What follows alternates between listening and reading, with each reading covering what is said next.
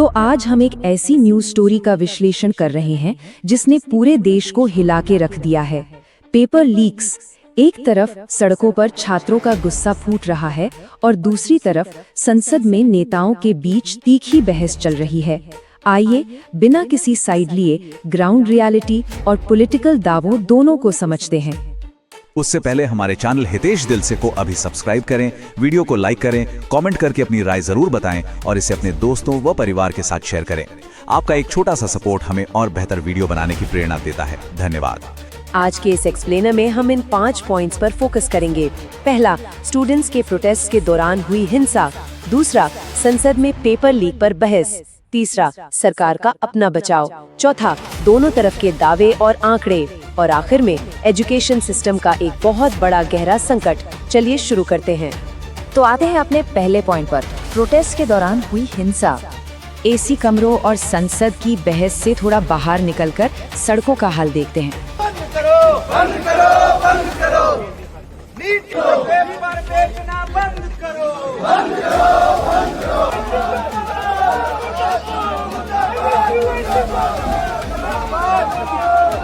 दिल्ली हो या बिहार, स्टूडेंट्स और पुलिस के बीच जो टकराव हुआ वो सच में डरा देने वाला है। मीडिया रिपोर्ट्स क्या कहती हैं? जंतर मंतर पर प्रोटेस्ट शुरू होने से ठीक पहले पत्थरों से भरा एक ट्रक मिला और किसी को नहीं पता कि वो वहां क्यों था। द हिंदू की रिपोर्ट का दावा है कि रैपिड एक्शन फोर्स ने 55 नॉन इलेक्ट्रिकल और 15 इलेक्ट्रिकल पैलेट राउंड्स फायर किए। और बिहार के सिवान में तो एक फायरिंग।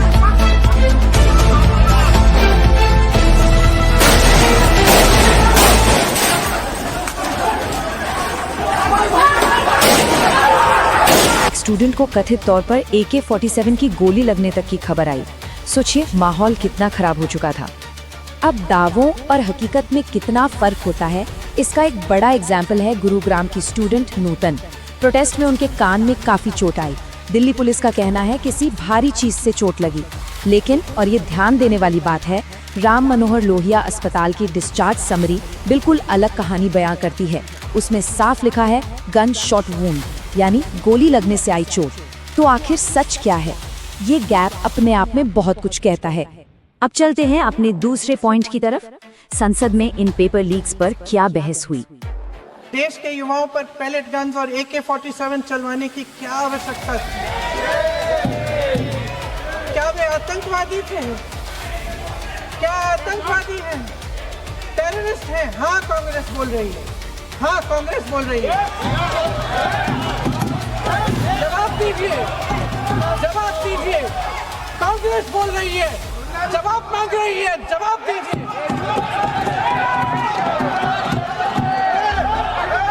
कौन जवाब देगा? कौन जवाब देगा? गृह मंत्री जी जवाब देंगे। किसने ऑर्डर दिया? किसने ऑर्डर दिया पैलेट गन्स चलाने के लिए? किसने ऑर्डर दिया? आपके माध्यम से मैं पूछती हूँ अध्यक्ष महोदय, किसने ऑर्डर दिया? प्रधानमंत्री जी ने दिया? गृह मंत्री जी ने दिया? जवाब देंगे। पूरा देश पूछ रहा है, सिर्फ कांग्रेस पार्टी नहीं पूछ रही है, पूरा देश पूछ रहा है। पार्लियामेंट के अंदर पब्लिक एग्जामिनेशन बिल पर चर्चा चल रही थी और विपक्ष ने सरकार को पूरी तरह से घेर लिया। समाजवादी पार्टी के लीडर अखिलेश यादव ने कुछ ऐसे आंकड़े रखे जो सच में चौंकाने वाले हैं। उनका दावा है कि पिछले 10 सालों में यूपी में लगातार बड़े एग्जाम्स लीक हुए हैं। यूपी टीईटी 1-2 बार नहीं, 3 बार। फिर ROARO, पुलिस भर्ती, असिस्टेंट प्रोफेसर, लेखपाल और ऑफ कोर्स नीट जैसा बड़ा नेशनल एग्जाम। जो लोग चढ़ावा चोरी नहीं बचा पाए, वो पेपर लीक कैसे बचा पाएंगे? जो भगवान के दरबार से दान गायब हो गया, दान चला गया, वो लोग पेपर लीक बचाएंगे? किस कानून को, जो कानून पहले बनाया उसी कानून का संशोधन करके लेकर आए? किसकी आंखों में आप धूल झोंक रहे हैं? और अगर कानून से बच रहा होता तो भाजपा की 10 साल की सरकार में 20 परीक्षाएं कैसे लीक हो गई? 20 परीक्षाएं लीक हुई अध्यक्ष महोदय, जिसमें कोर्ट तक जाना पड़ा, उसके बाद परीक्षा रद्द हुई। दरोगा भर्ती का पेपर लीक हो गया, जूनियर इंजीनियरिंग के भर्ती का पेपर लीक हो गया, ग्राम विकास पंचायत अधिकारी का पर्चा लीक हो गया, नलकूप चालक भर्ती का यूपी टीईटी का परीक्षा लीक हुआ, और एक बार नहीं हुआ 3 बार पेपर लीक हुआ यूपी टेट का। हाई स्कूल बोर्ड का परीक्षा लीक कर दिया, इंटरमीडिएट की बोर्ड की परीक्षा लीक हुई, इंटरमीडिएट का फिर परीक्षा का लीक हुआ, कई बार हुई, सिपाही भर्ती लीक हुई। आप सोचिए कितनी परीक्षा लीक हुई है। और नीट परीक्षा कोई पहली बार लीक नहीं हुई, दोबारा लीक हो गई, कानून बनने के बाद लीक हुई। सहायक प्रोफेसर भर्ती लीक, लेखपाल भर्ती लीक हुई। यूपी जैसे स्टेट जो सबसे बड़ा स्टेट है, जहां से प्रधानमंत्री चुन करके आते हो, वहां तक पेपर लीक हो जा रहा है। और जो संस्था परीक्षा एग्जामिनेशन करा रही है, वो एनटीए में भी आउटसोर्स कर दिया आपको। हम विपक्ष के लोगों को तो डर ये लगता है अध्यक्ष महोदय, कहीं ऐसा ना हो कि ये पूरी सरकार को आउटसोर्स कर दे।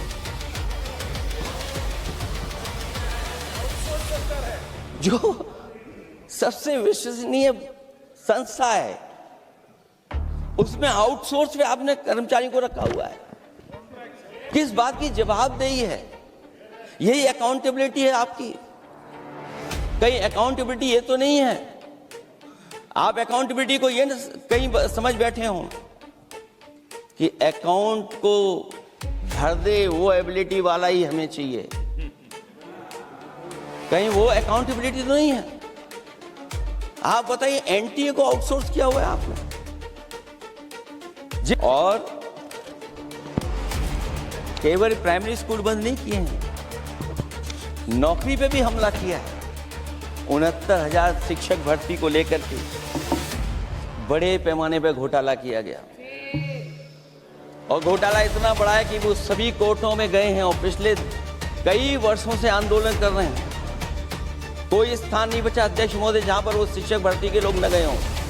मंत्रियों के यहाँ गए, आंदोलन किया है, हाई कोर्ट गए, सुप्रीम कोर्ट गए। लेकिन देखिए, सरकार भी कमाल की है कि सरकार उनको नौकरी नहीं देना चाहती। कि अध्यक्ष महोदय, उत्तर प्रदेश में एक स्वतंत्र सेनानी, उनके नाम पर यूनिवर्सिटी बनी, मौलाना जवाहर यूनिवर्सिटी। यूनिवर्सिटी बनकर के तैयार हो गई। इन्होंने कोई सरकारी यूनिवर्सिटी नहीं बनाई, और अगर कोई प्राइवेट यूनिवर्सिटी बन भी गई है तो उसको भी हथौड़ा लेकर के तोड़ने की तैयारी कर रहे हैं ये लोग। ये नफरत की राजनीति कहां लेकर के पहुंचा देगी। और जब से बीजेपी की सरकार आई है, तब से नफरत की राजनीति और दूसरे लोगों के साथ किस तरह का व्यवहार हो रहा है, उन्हें कहीं भी न्याय तक नहीं दिला पाई। उनका पॉइंट ये था कि जो सिस्टम पुराने एग्जाम्स नहीं बचा पाया, वो नए कानून से क्या ही बदल देगा। इसी मुद्दे पर टीएमसी सांसद अभिषेक बनर्जी ने पिछले 12 सालों की एक पूरी टाइमलाइन रखी। उन्होंने याद दिलाया, 2014 में सीबीएसई पेपर लीक, 2015 में एआईपीएमटी कैंसिल हुआ, 2017 में एसएससी सीजीएल पर जांच बैठी, और अब 2024 में नीट और यूजीसी नेट। बेसिकली उनका आर्ग्यूमेंट ये है कि ये कोई एक आध बार होने वाली गलती नहीं है, बल्कि सिस्टम की एक लगातार चलती आ रही नाकामी है। That is being discussed is not a solution. Rather, this bill is an admission.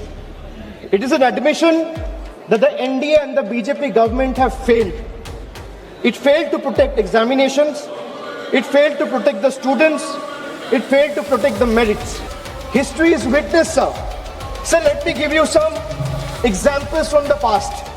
Sir, in the last 12 years, let me give you a record of all the paper leaks that have taken place in the last 12 years, sir. Sir, CBSE class 12 paper was leaked in 2014, no conviction on record. Sir, 2015-16 CBSE pre-medical entrance paper, there has been 4 instances leaked in 3 separate years, 2015, 2016, 2017. No conviction has taken place so far. 2015-16 again, AIPMT, All India Medical Entrance. Question papers were leaked across 10 states. What is the result? Supreme Court scrapped the exam. No conviction has taken place. No conviction on record. Sir, SSC CGL 2017 CBI investigation was ordered on an alleged paper leak. 0 convictions. Army Common Entrance Exam leaked in 2017. CBI investigation ordered. 0 conviction. CBI probe ongoing. So CBSE Class 10, Class 12 Economics, both papers leaked. No conviction so far. 2021 JEE Main, irregularities found. CBI probe ordered. No conviction so far. Sir, 2021 UP TET, CBI investigation ordered. 0 conviction so far. 2022 Rajasthan REET recruitment exam leak. Case is currently under trial. Telangana Public Service Commission 2023 leaked over 25,000 leaked question papers were leaked which affected 25,000 candidates. 0 convictions. CBI probe ongoing. 2024, after the government was voted to power, NEET UG, UGC NET, Patna leak. In the UGC NET, exam was cancelled a day after a day after the nationwide protests were held. CBI closure report found no evidence of leak. Sir, let me give you another table. Sir, in the last 12 years, at least 17 exam-related fraud investigation, including NEET, UG 2024, UGC NEET, SSC CGL, JEE Main, WBSSC, HP Police, these are all being probed by CBI. But there has been 0 conviction in the last 12 years. लेकिन सबसे चौंकाने वाली बात ये number है 0, 0। विपक्ष ने बड़ा दावा किया कि पिछले 12 साल में एग्जाम फ्रॉड को लेकर सीबीआई ने कम से कम 17 जांचें की हैं, पर सजा कितनों को मिली? एकदम 0। अगर एक्शन ही नहीं होगा, एजेंसीज रिजल्ट ही नहीं देंगी, तो लोगों का डर कैसे बनेगा? ये अकाउंटेबिलिटी पर एक बहुत बड़ा सवाल है। और इसी बात को कांग्रेस के गौरव गोगोई ने एक बहुत ही तीखे स्टेटमेंट से समझाया। उन्होंने कहा, ये कानून आपकी विफलता का स्मारक है। उन्होंने पॉइंट आउट किया कि नीट यूजी केस में पकड़े गए 45 में से 44 लोगों को तो कथित तौर पर बेल भी मिल गई। मुख्य आरोपी संजीव मुखिया 11 महीने तक फरार रहा। तो पॉइंट वही है, सिर्फ कानून किताबी होने से क्या फायदा जब एक्शन जमीन पर हो ही ना। चलिए तीसरे पॉइंट पर आते हैं। आज से 2 साल पहले ये बिल लाया गया था, public examinations prevention of unfair act 2024। उस समय में भी एक यूजीसी ये नीट के 2024 के परीक्षा को लेकर पूरे देश भर में लोगों के मन में व्यापक चिंता थी। उस समय में भी इसी तरह आज जैसे मंत्री जी कह रहे हैं, सरकार ने इस बिल का इंट्रोडक्शन करते हुए ये कहा कि ये बहुत ही एक ऐतिहासिक कदम है, एक बहुत बड़ा कदम है और इससे शिक्षा विभाग सुधरेगा और इससे परीक्षा में जो पेपर लीक होते हैं अब नहीं होगा, अब किसी का साहस नहीं होगा। ऐसे ऐसे कड़े डग उस समय सरकार ने कहा कि 2024 के बिल में वो लाएंगे। तो जो 2024 के नीट यूजी पेपर लीक पे जो तहकीकात हुई, जो इन्वेस्टिगेशन हुआ, मैं पढ़ना चाहता हूं उसकी स्थिति आज क्या है, ताकि पता तो चले कि ये सरकार 2 साल पहले जो नीट परीक्षा को लेकर जो व्यापक भ्रष्टाचारी हुई उसको लेकर यह सरकार कितनी गंभीर है। बहुत दुख के साथ मैं कहना चाहता हूं कि एक अखबार में आर्टिकल आया 2026 में कि जो 45 व्यक्ति थे जो चार्जशीट हुए थे नीट यूजी 2024 पेपर लीक के मामले में, 45 में से 44 को बेल मिल चुका है।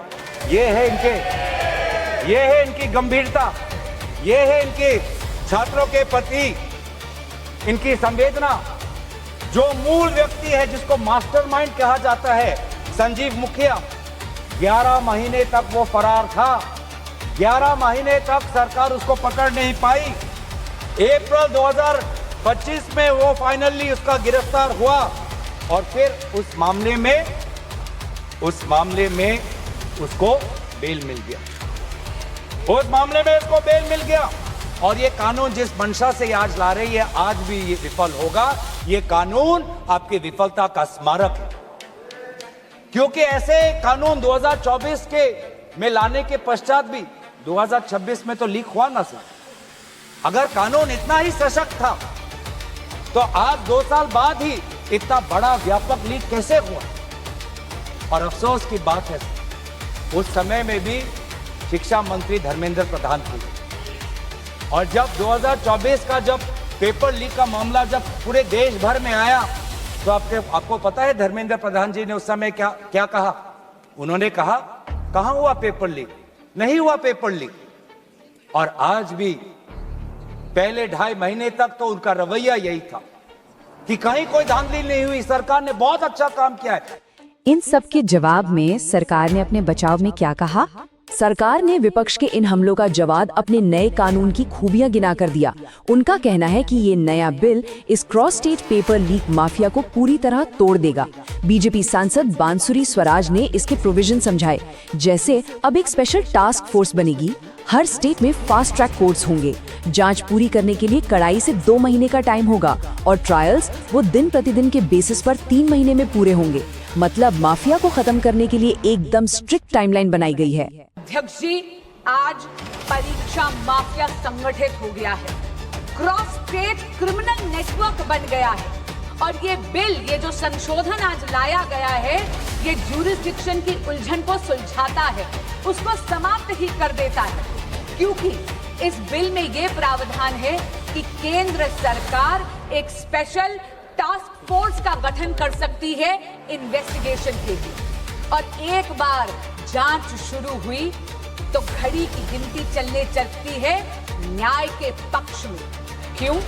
क्योंकि ये बिल ये प्रावधान भी देता है कि हर स्टेट और हर यूनियन टेरिटरी में एक स्पेशल फास्ट ट्रैक कोर्ट का गठन है। यही नहीं, इन्वेस्टिगेशन एजेंसीज को ये बिल ये कहता है कि आपको मात्र 2 महीने के अंदर अंदर पूरी की पूरी प्रक्रिया समाप्त करनी है और जो फास्ट ट्रैक कोर्ट है उसको पूरा का पूरा ट्रायल 3 महीने के भीतर खत्म कर अपना फैसला देना है। डे टू डे ट्रायल के साथ साथ ये भी प्रावधान इस संशोधन में दिया गया है कि स्पेशल पब्लिक प्रोसिक्यूटर्स अपॉइंट करे जाएंगे। उनका एकमात्र काम होगा केवल और केवल इस प्रकार के मुकदमों की पैरवी करना। आप देखिए 12 सालों में अध्यक्ष ji, medical colleges and medical seats have double, दुगनी हो गई है उनकी संख्या। यही नहीं, IITs अब 16 के बजाय बढ़कर 23 हो गई हैं। IIM 13 से बढ़कर 21 हो गई हैं। Functioning AIIMS, all India institute of medical sciences अब 7 नहीं, मोदी सरकार के कार्यकाल में 7 से बढ़कर 20 हो गई है। इसके साथ ही सरकार ने अपने ट्रैक रिकॉर्ड का हवाला दिया। उन्होंने एजुकेशन इंफ्रास्ट्रक्चर में अपनी सफलता के आंकड़े रखे। डेटा के मुताबिक उनके कार्यकाल में IIT 16 से बढ़कर 23 हो गए, IIM 13 से 21 हो गए और एम्स की संख्या 7 से बढ़कर 20 हो गई है। इसे एक सॉलिड प्रूफ की तरह पेश किया गया कि पिछले कुछ सालों में एजुकेशन सेक्टर का फिजिकल डेवलपमेंट तो तेजी से हुआ है। तो अब आते हैं चौथे पॉइंट पर। एक तरफ सरकार के दावे और दूसरी तरफ ग्राउंड रियलिटी और मीडिया के आंकड़े। चलिए इन्हें कंपेयर करते हैं। देखिए, न्यूज स्टोरीज में अक्सर एक पैटर्न होता है। संसद में आंकड़े कुछ और होते हैं और जमीनी हकीकत उससे थोड़ी अलग। जैसे सरकार ने एम्स की संख्या 7 से 20 होने की बात कही, वो सच है, बिल्डिंग्स बन गई हैं, लेकिन रिसेंटली संसद में ही बताया गया कि इन एम्स में 6300 फैकल्टी पोस्ट्स में से 2181 तो खाली पड़ी हैं, मतलब 1/3 स्टाफ ही नहीं है। तो सवाल उठता है, क्या सिर्फ बड़ी बड़ी बिल्डिंग्स बना देना काफी है अगर वहाँ पढ़ाने वाले क्वालिफाइड टीचर्स ही ना हो? अभी कल ही प्रधानमंत्री जी ने एक महत्वपूर्ण घोषणा करते हुए एक टास्क फोर्स का भी ऐलान किया है to recommend reforms to make the exams systems leak proof. उसमें कुछ एक बड़े वरिष्ठ लोग सम्मिलित किए गए who belong to the world of academics, world of technology, and who are known to have expertise and experience in these domains. Mr. Nandan Nilekani, co-founder Infosys, Mr. S. Somnath, ISRO Chief, Tapan Dekka ex DIB, Mr. V. Kamakoti, Director IIT Madras Chennai, और इसी तरह से हमारे 2 और member भी उसमें शामिल हैं, एक फॉर्मर सेक्रेटरी एजुकेशन और एक टेक्नोलॉजी एक्सपर्ट। और साथ ही साथ जो राधा कृष्ण कमेटी गठित की गई थी 22 जून 2024 में, उसमें से जो मोटी मोटी 46 की रिकमेंडेशंस थी, उसमें से भी लगभग 76% अर्थात 35 इंप्लीमेंट हो चुकी।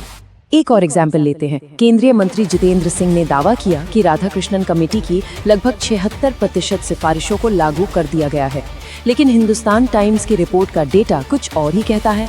उनके हिसाब से 101 में से सिर्फ 57 सुझाव लागू हुए, 27 को छुआ तक नहीं गया और 10 सिर्फ थोड़े बहुत लागू हुए। मतलब मोटा मोटी बताए गए डेटा और एक्चुअल इम्प्लीमेंटेशन में एक बहुत बड़ा गैप देखने को मिलता है। लेकिन ध्यान दीजिए, सरकार ने भी चुप बैठने के बजाय पलटवार किया। उन्होंने याद दिलाया कि भाई पेपर लीक की ये बीमारी कोई 2014 के बाद शुरू नहीं हुई। सरकार के मुताबिक यूपीए सरकार के दौरान 2014 से पहले 22 बार पेपर लीक हुए थे और एग्जाम्स कैंसिल करने पड़े थे, और इनमें से 6 एग्जाम्स तो सीधे केंद्र सरकार के अंडर थे। यानी ये एक बहुत ही पुराना और गहरा सिस्टम का फॉल्ट है जो सालों से चल रहा है। दूसरी बात मैं ये कहना चाहूँ, कांग्रेस के साथी और विपक्ष के कुछ साथी एक नैरेटिव बिल्ड करने की कोशिश कर रहे हैं, जैसे कि पेपर लीक की समस्या, एग्जाम कॉम्प्रोमाइजिंग की समस्या केवल और केवल 2014 के बाद पैदा हुई।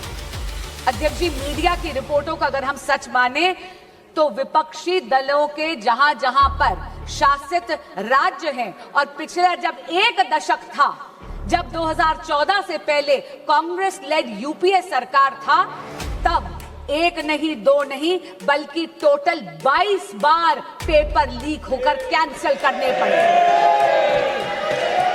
उनमें से कांग्रेस लेड यूपीए सरकार के अधिकार क्षेत्र में आने वाले 6 ऐसे एग्जामिनेशंस हैं जो सीधा केंद्र सरकार के नीचे आते थे। आखिर में आते हैं 5वें पॉइंट पर, शिक्षा का बड़ा संकट। एक ऐसा संकट जो सिर्फ लीक तक सीमित नहीं है। अगर हम पेपर लीक और पॉलिटिकल बहस से थोड़ा पीछे हटकर देखें तो असली प्रॉब्लम ट्रस्ट की है। ये 120 दिन वाला आंकड़ा देखिए। केंद्रीय विद्यालय, नवोदय विद्यालय, EMRS, इनके एग्जाम्स को हुए 120 दिन से ज्यादा बीत गए और रिजल्ट का कोई अता पता नहीं। सोचिए उस स्टूडेंट पर क्या बीत रही होगी। सिर्फ पेपर लीक ही नहीं, ऐसी प्रशासनिक देरी भी स्टूडेंट्स के मनोबल को पूरी तरह तोड़कर रख देती है। बजट में एजुकेशन बजट की हिस्सेदारी हर साल बढ़ाने की बजाय घटती जा रही है।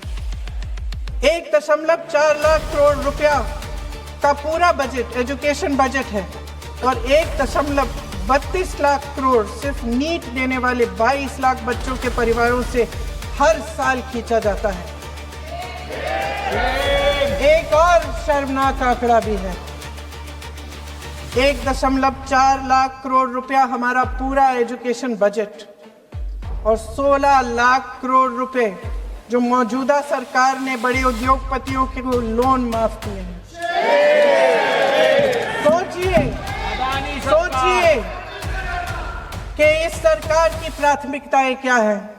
आप जेन-ज़ी का भरोसा वापस जीतना चाहते हैं तो नए नए एंगल से अपने फोन से नए नए वीडियो बनाने से नहीं होगा।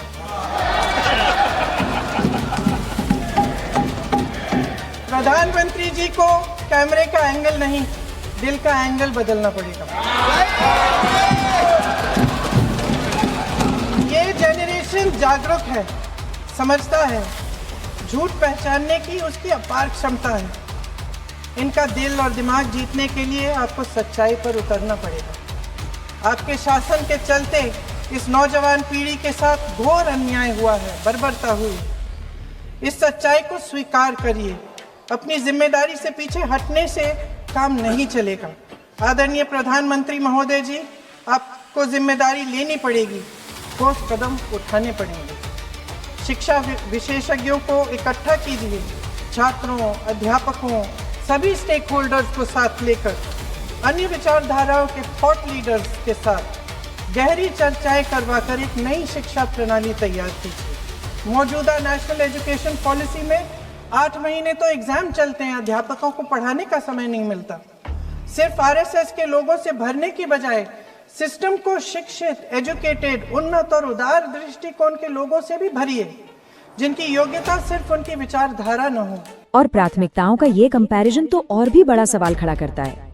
प्रियंका गांधी ने ध्यान दिलाया कि पूरे देश का एजुकेशन बजट करीब 1.4 लाख करोड़ रुपए है। दूसरी तरफ सिर्फ नीट की तैयारी में लगे 22 लाख बच्चों के परिवार साल भर में लगभग 1.32 लाख करोड़ खर्च कर देते हैं। और विपक्ष के मुताबिक बड़े उद्योगपतियों के 16 लाख करोड़ के लोन माफ हुए। ये नंबर्स का खेल हमें ये सोचने पर मजबूर करता है कि आखिर हमारे देश में फाइनेंशियल रिसोर्सेज जा कहां रहे हैं। इसी मुद्दे पर प्रियंका गांधी का ये बयान काफी चर्चा में रहा।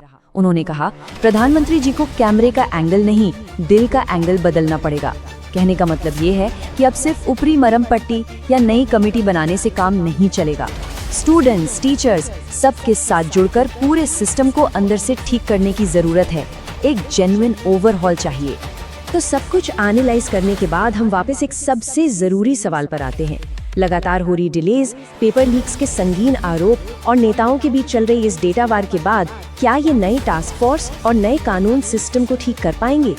क्या हमारा एजुकेशन सिस्टम इस देश के युवाओं का खोया हुआ भरोसा वापस जीत पाएगा?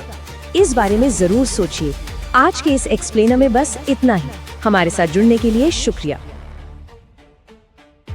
अगर आपको हमारा वीडियो पसंद आया तो अभी हितेश दिल से चैनल को सब्सक्राइब करें, वीडियो को लाइक करें, कमेंट करके हमें अपनी राय जरूर बताएं और इसे अपने दोस्तों और परिवार के साथ